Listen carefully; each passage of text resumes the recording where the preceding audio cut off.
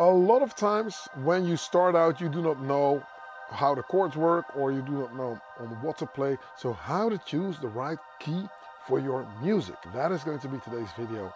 It's going to be some sort of a music theory tutorial. So feast your ears on that. Stay tuned for that. You ready? Let's go do it right now.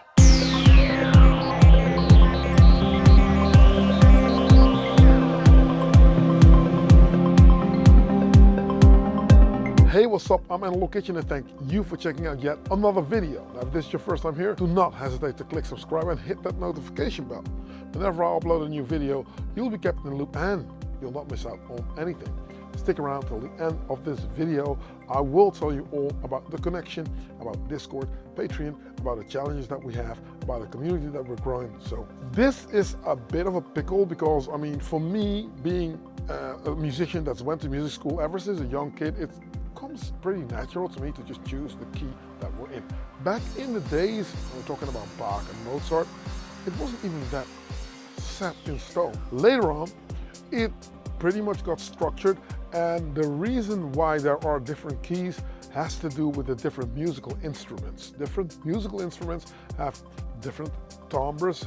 They live in different places of the frequency spectrum, hence that where they are, the keys obviously migrate to that. Now, you can choose different things. If you work with musical writers, they will come up with a nice phrase for you to just pinpoint on what genre, what gender does what.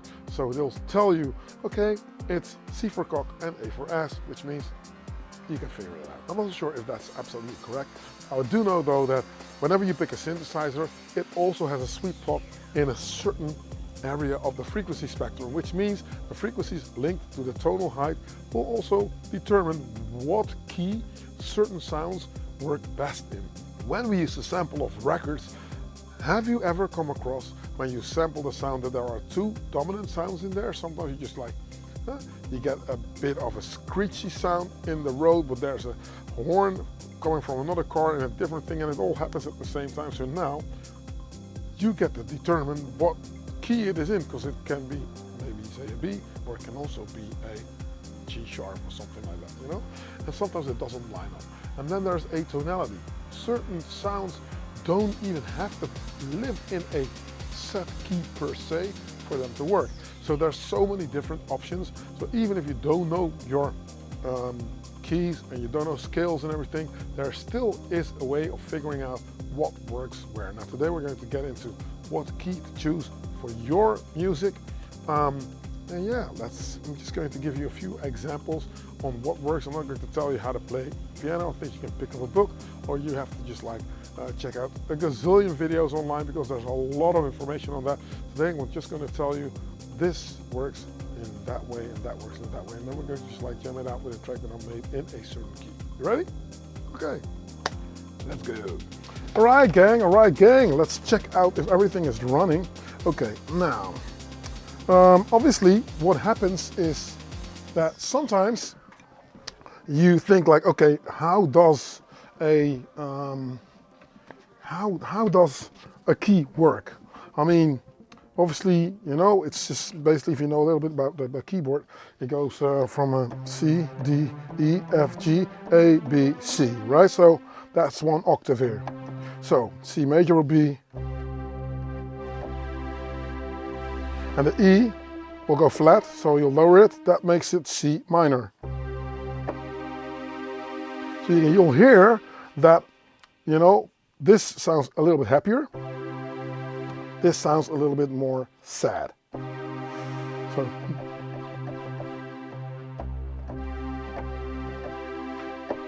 but for certain keys, certain tracks, it's easier to think like, okay, if you want to avoid all the black notes, obviously, then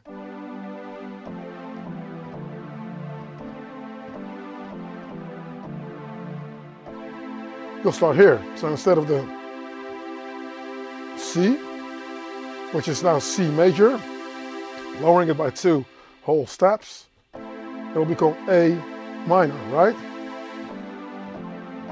So, which would be,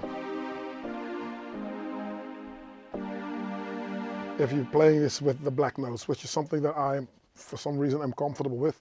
But to determine what key a track should be in, well, if it's melodic techno, for some reason a lot of people seem to prefer the key of F minor.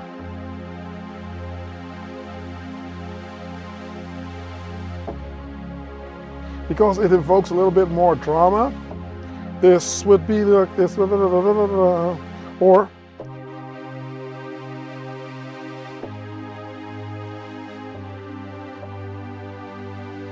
I think this is just a little bit more.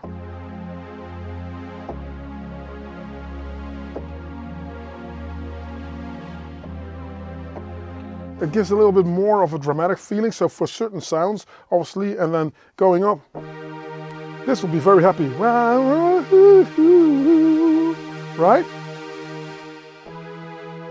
So, this is E, minor, major. So it determines where you want to go, but you have to understand if you play saxophone, for instance, like I've got like samples lined up. If you have a saxophone, I don't have a saxophone sample by the way, but if you have a saxophone, you'd like to just like be in higher keys. You'll start with G or A, you know what I mean? It will start here. Let's go to the sound we have.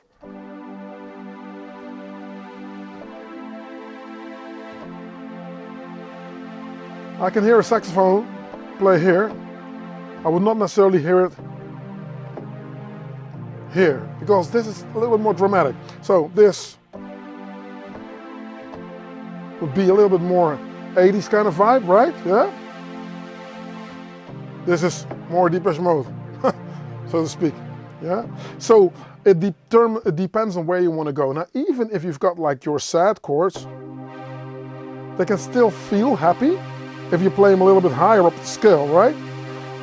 And it's all about the feeling. So I choose my keys according to the samples that I have. Now, if I'm looking at samples that I, for instance, have downloaded, say, the bottom row is all F, a C chord, C,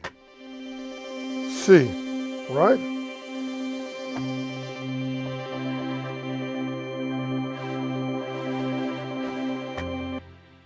So that's all C, and the C chord, I think it suits a male vocal a little bit more. C minor, that suits a male vocal, and A, as I stated in the intro, suits maybe a female vocal a little bit better, because obviously it's to do with how high one could sing.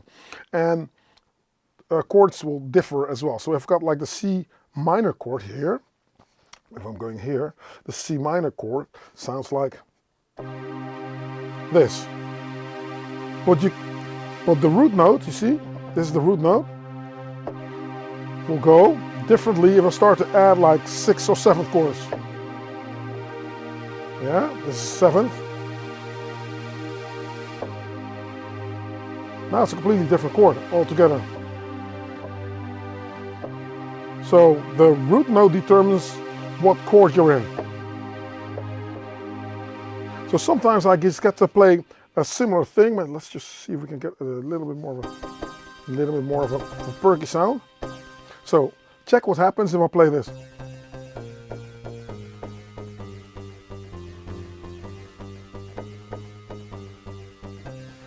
That's a melody already, right?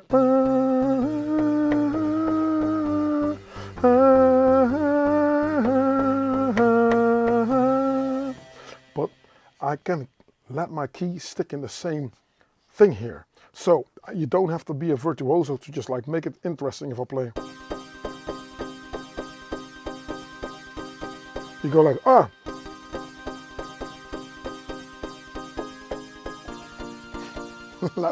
let's not go there. But if I play this, see what I'm going. I'm going to stick this key in the same thing, right?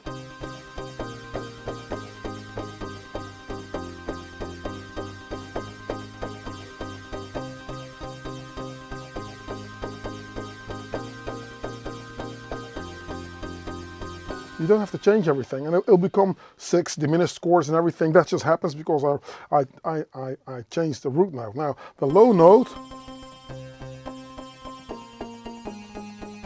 If this was to change for a different kind of sound, right? Different kind of vibe, then obviously, then all of a sudden it becomes a more richer thing. So what I'll do is when I play a chord like this, I change this root note to a different synthesizer sound, and then it becomes something else. Now, I've got a track that I have played in a different key. This track is not here, but it's here, right? So I went a half step up for some reason, because the samples that I had, this is the thing also, if you're using samples, sometimes you have to determine where the sample is. Now, the one sample that I'm using for this that sounded absolutely amazing was this ARP sample that I've got here. Everything I do is based around this sample. A trick to do, if you find out, because it always says D minor, it's not, because I have changed it now. So, you know, it's changed. Because going in to this sample here, Program Edit, I have pitched it to a different, wait a minute, let's get out of there. I'll go in and say, Edit Samples, here. They're all changed to a different root note to accommodate what I have been playing right here. Let's take out the kick, bass line, another synth, drums. Yeah. Now I'll take it out of solo.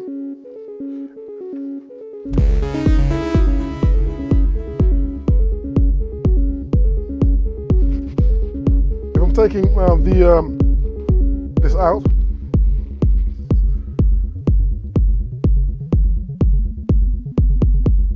nice.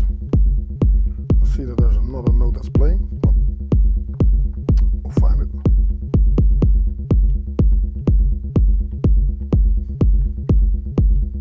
There you go. Okay, Minitaur. There you go. Okay, this bass line is coming from the Minitaur. I've deliberately done this up in this fashion. It's a pretty big sound, but I wanted to lean a little bit more into this chord. So what I've done is I've played higher notes up so that it, let's go to the Minitaur bass that is actually playing. Minitaur is one that's muted, and then where are you? Here he is. Okay, so I'll go in, and I went in and just like looped it around. You can see on screen that there are high notes that are playing. Let's select those. It becomes very monotonic once this stuff goes somewhere else. It's also cool, but then it doesn't really invoke a melody. It doesn't really do anything. On the minute I'm going to start playing this, it works, but it's very, very monotonous, right? And you would love this track to feel as if there's a lot of music playing already. And I think this key works wonders, because it's right in between that C chord that I thought was a little bit too deep, and that F chord that was a little bit too, you know what I mean? So I will transpose it.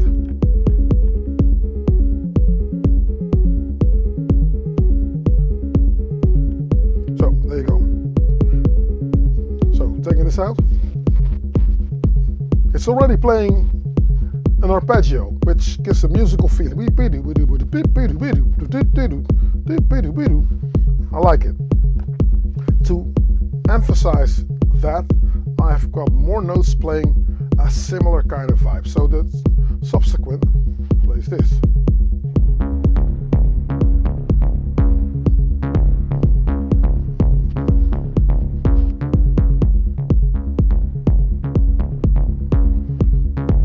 Now, if I was to transpose this, all of this, listen to what happens. It just becomes a completely different thing. So it's -11. Do you hear what happens to the bass drum? This bass line all of a sudden now starts to go in a completely different direction.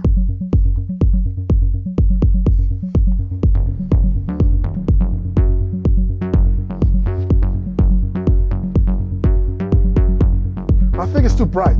This is the direction where I think a lead line or a lead instrument should be. So let's go back. There That was 5 semitones, by the way. Let's see if we can do 7 semitones in a second. Here we go. We'll go. It sits a little bit more. So if I'm taking out the kick, what I usually do when I'm figuring out chords as well is this is do my head in. This is not the Milo. This is the Minitaur. Okay.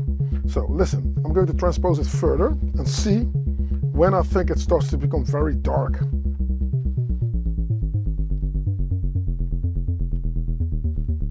Play it with the kick.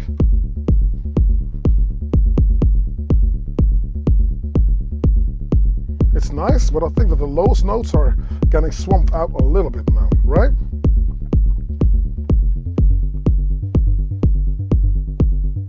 This could work, but it's very much still in the sub-category of the frequency spectrum.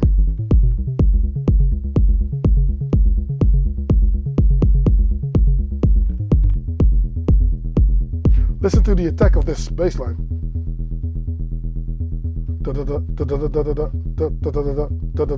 Listen to that, the initial transient of the lowest notes.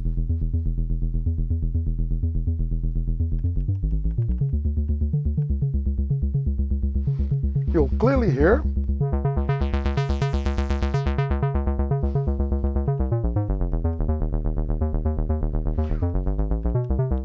it's lacking punch then, you know what I mean? The punch goes away.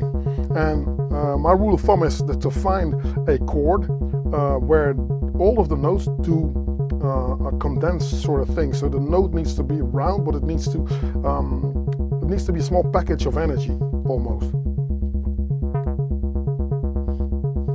So if I'm playing around with the envelope generation, which means I can get a little bit more percussive, a little bit more perk out of the sound. It feels, I feel like, yeah, this is going somewhere. So this resembles the kick of some sorts. So there's a little bit more.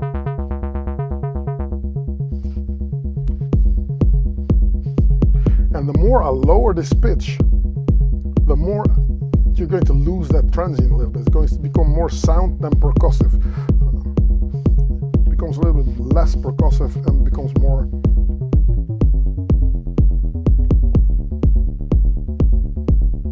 And if you need it, that's no problem, because the more you place it down on the scale, the more it goes lower into the frequency spectrum, so it in turn makes room for different sounds to sit on top of it. But I will use a key like this, right? This low one. So this would be C, if I'm not mistaken. B, A, G, F, E, D. Could work, but you have to play around with the sound. So you have to really clearly listen to what happens to my sound if I change it up, right? And I'm playing around with different sounds. So if I'm going to go to the subsequent, I can lower this one.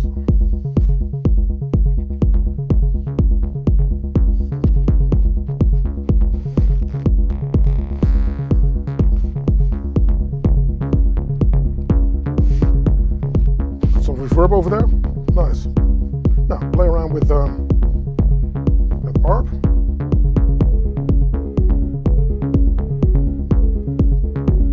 As you can hear, the transient here, you can hear it still. See how much control I have. So if I'm reaching for the right chord, it means that different sounds do different things within that spectrum, but everything needs to be audible. I mean, it sounds like a cohesive sort of structure that I have right now, but at the same time, you can also, if you focus, pinpoint where the sounds are coming from, right? So this one is lowered, you hear bum, bum, bum, bum. There's a cadence. I'm taking out this, I'm taking out this. But again, I'm always looking for drums. So within the chord structure, I'm looking for drums. If I'm going to transpose it,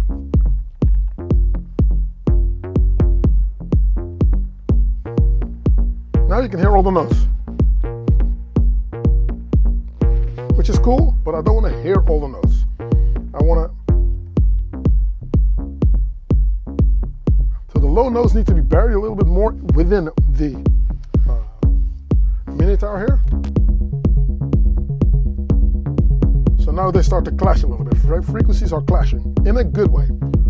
Bum, bum, bum, bum, bum, bum, bum, bum, bum. And then this is smearing some sort of a blanket over the top, and within this chord it works. Let's play some more drums.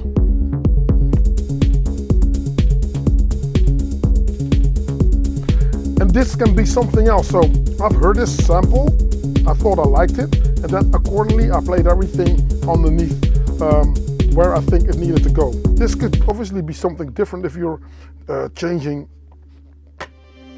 the style around, right? If I'm playing something like this, then obviously I would do completely different vibes here. What's up?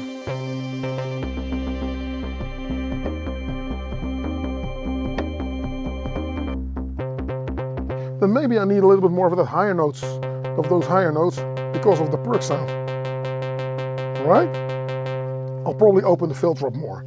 Then, if I'm using a different sound altogether, this is the F chord, then all of a sudden I will go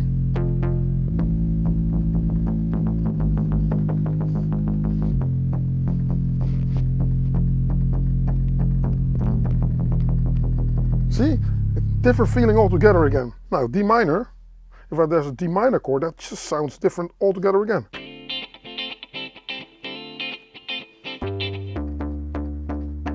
See, again a different vibe altogether. And that's what I love about the different vibes. So I don't necessarily look for a key, I look for the sound and how that works. And if that is working for me, then I'll think like, okay, this is cool. Now, back to the track that I was working on, right? You need a lead line of some sort. For a lead line, the chords are very important. The sound is very important because on the sound, something needs to happen once more again. So playing this is all groove, and there's not much happening in terms of the lead line that I have. Then I've got on this Minitaur XD, I've got a different theme.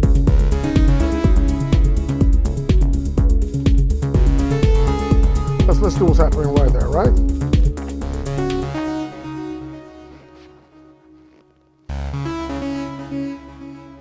Again.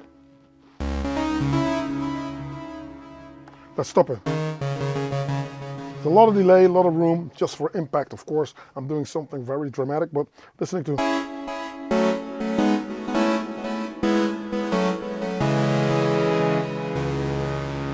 And the thing that I do in terms of the lead line is that I look at the chord and I'm playing low notes and high notes. Listen to what this plays.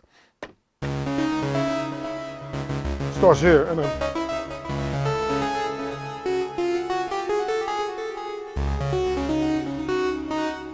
and then you go here. But the root note's always playing.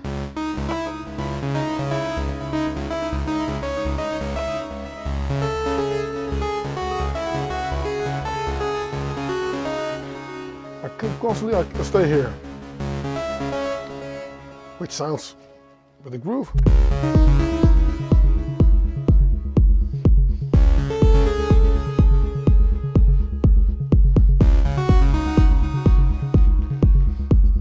And this dramatizes the complete track. And what if I was to just transpose stuff? Let's do that. Let's transpose this. Maybe 1, 2, 3, 4, 5, 6, 7. Of course, it had to be 7. So I'll go to this bad boy right here. I'll do the same.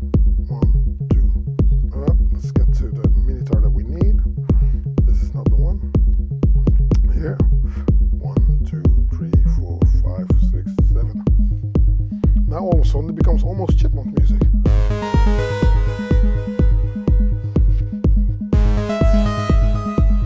You hear how the high notes are smearing?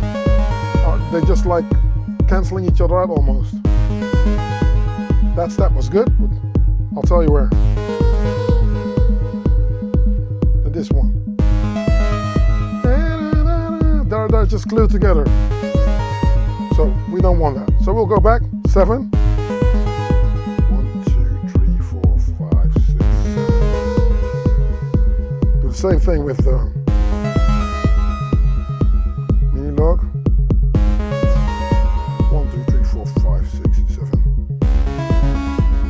everything sits a little bit better now, right?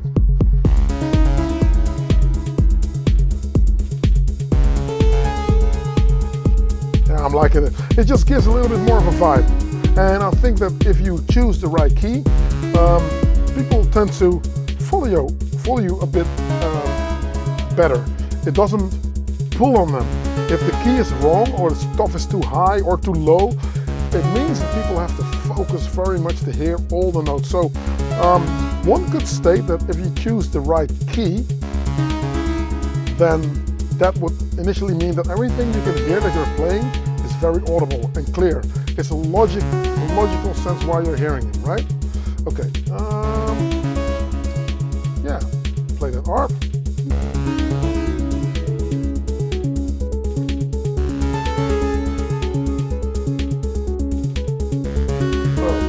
Nice polyrhythm right here. Why is it polyrhythm? It's polyrhythm because it starts here on the 1. And the polymeter will just go off into oblivion and never hit the 1. So that's that.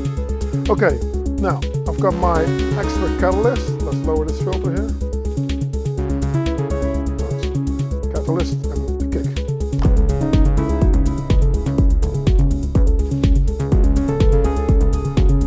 Let's focus on everything that we're hearing, right?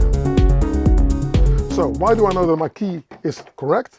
This is the one stable factor within the key range. If you would look at a graphical equalizer, this would sit within one segment of the frequency spectrum, which is cool. And the kick does the same. So this, to me, is the foundation.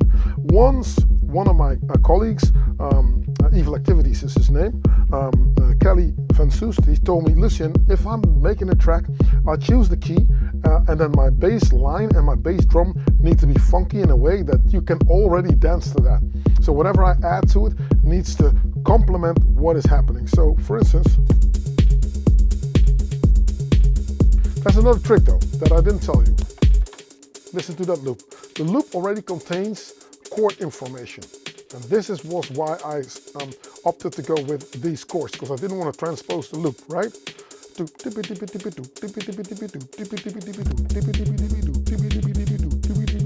Now you understand where the high notes are coming from. So this thing already does a song and dance.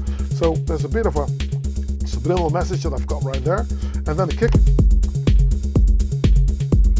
Now this is all the catalyst, the drive, the engine of my track, right? The drums, not overly produced really, but does the trick. This I can dance to, this I can play in a club, it will work, you know? Filter out, kick out. This, I don't even have to temper with the Minitaur, so I've opted to go for a set it, forget it kind of bass line right here, so this works, right? I think this works. I've already showed you what happens if you change the chord, so for me this sits well, okay? Kick. The next thing is to add some sort of a catalyst to this groove. I think I can dance to this groove, but it inspired me to think differently and out of the box a little bit more. So what else can I add to it? So that was this. Deliberately, right? Because within the groove, within the chord structure, certain things need to be emphasized, certain notes need to be emphasized. This Minitaur does exactly the same as the close heads. So every note within my bar is occupied. I changed notes, so that gives us a little bit of a cadence, but still it's all the 16 notes that are playing, right? So I need something to emphasize something else.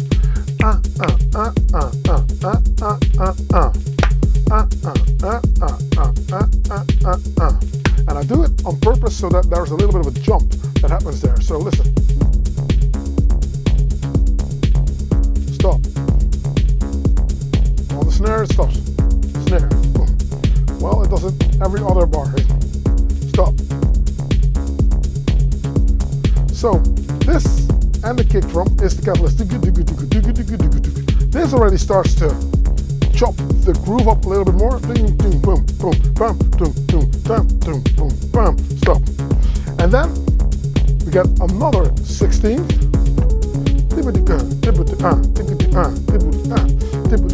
So those two are having a song and dance. If they're not audible enough, which can happen if you have sounds that you know, they play the same thing, but they are pretty much in the same stereo field. What I will do is pan it a little bit out of the way, so you can pan the subsequent to a certain point, and then say do the same with the ARP.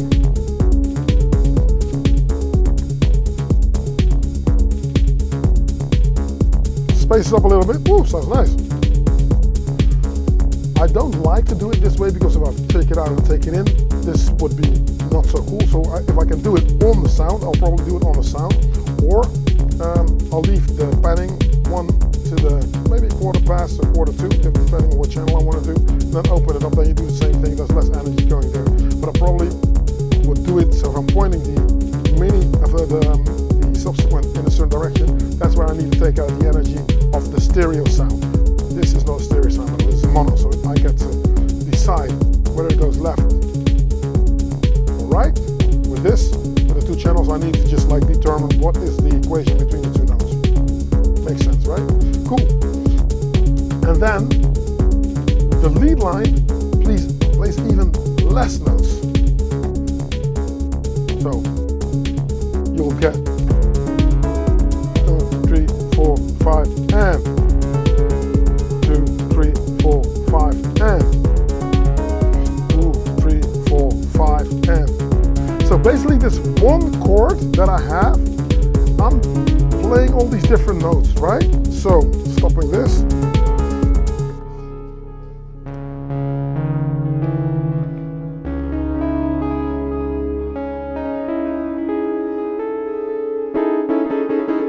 That's the chord that I'm playing, if I'm playing all the notes together. But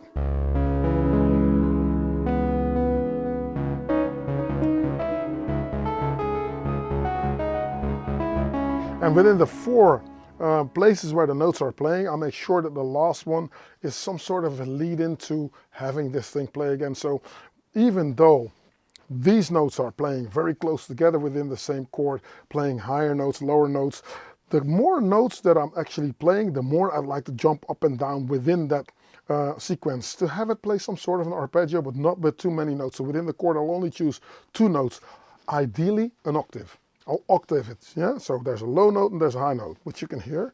Yeah, I'll play it again so that you can hear that. It's an octave, yeah? It's simple. So that's that. And then this one plays more notes, but they're all spaced out more. So you can hear that this does a completely different thing. So this plays a melody. And because I need some sort of a percussive element within the groove, then yeah, this is why I have opted to go for that little loop that is playing within the drums. I didn't even go into the drums. Let's go into the drums for a second. Okay, so what I'll do is I'll go into this drum program that I have, and I'll go to the track mute, or pad mute even. And you can see there's a loop here.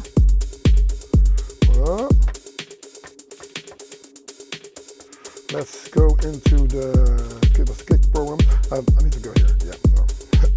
Okay, I'll go to the track mute. That's better. Right. Okay. So as you can hear, now everything's gone. Kick. There sometimes needs to be some drum computer information. Drum computer information is this. Everything is being programmed. You know, there's a hat and there's a. You can hear that I played it, and then the loop does something else. Because embedded within the loop, there's a different hierarchy of how this loop has been produced, how it's been mixed. So sometimes it's cool. If you sample stuff off a record, then you just get like artifacts or crazy, happy little accidents that you don't really aim for, but they'll happen, right? So you need a bit of outside world information. So if you have a dollar setup with just a drum computer or whatever, it might sound like this, which is cool. And I think that I've programmed it neatly. There's a bit of a 32 roll here, on the snare. Yeah, that programmed, so that's cool. But you need a little bit of that outside world information.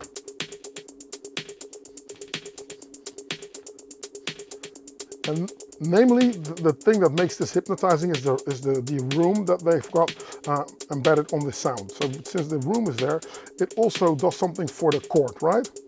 So if I play this again,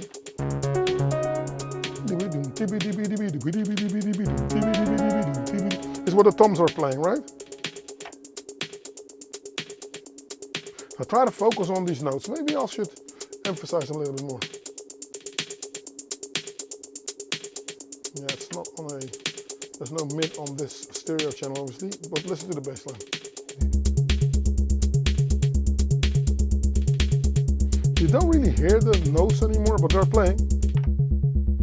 Naked, closed, as you can hear. So you hear that they're playing together. So this Minitaur bass line sits underneath this thing. So within a chord structure also means an octave if you were to look at a graphical equalizer. Again, this does how the chords work. Okay, now.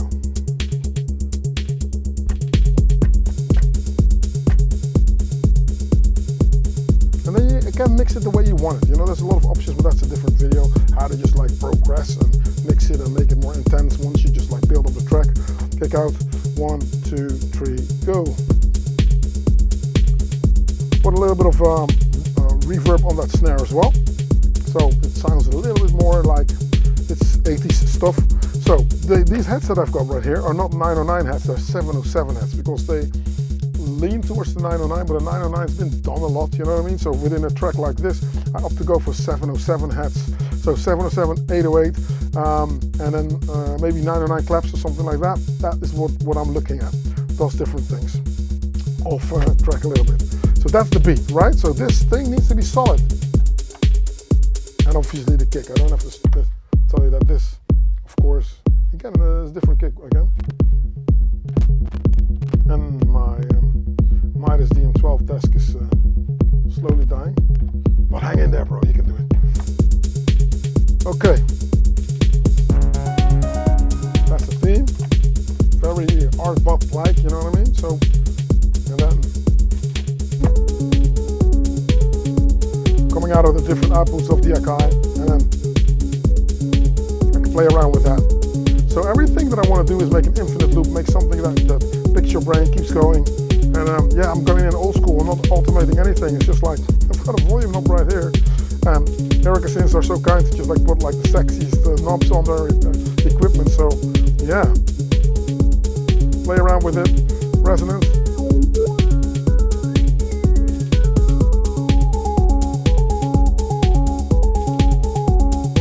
Self-oscillating filter. Do you hear what's happening?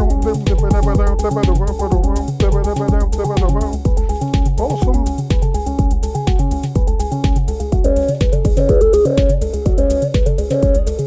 Lots of like here, man. You know what I mean? This is what I love. So if you have a little bit of a musical ear, you can just play around. Oscillate it lower.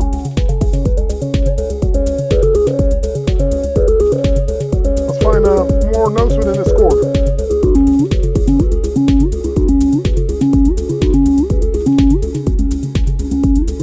Sweet spot is right here.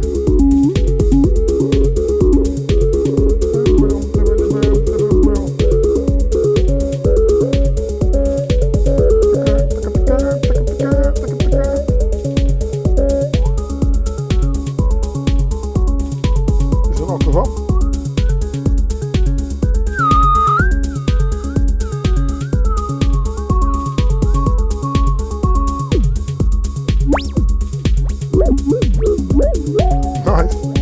So that's what you can do. And obviously, put an LFO on there.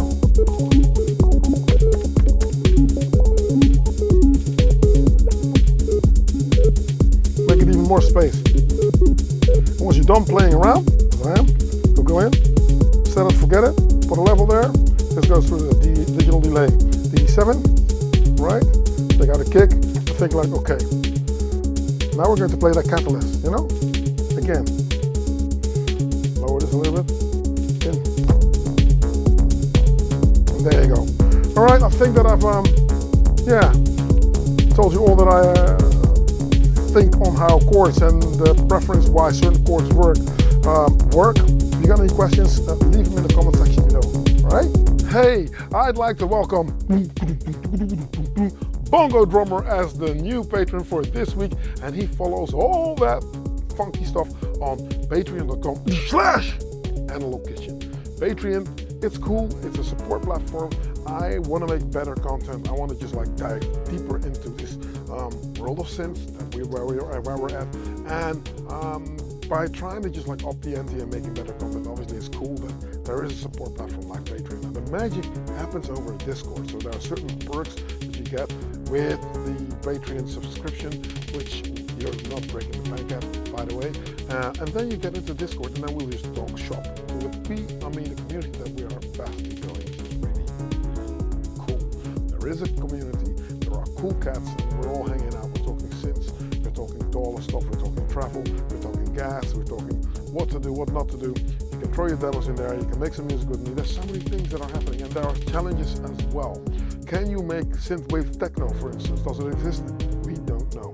Now, there's a new thing that I'm going to lay on you right now. I'm going to just call it the dance carousel. You heard it here first, the dance carousel. How does this work? You will make and this goes for my patrons, I have to say, you will make a 8-bar piece of music. It's just a loop. You create it. Let's set the tempo at 125, right? 125, so there's no discussion.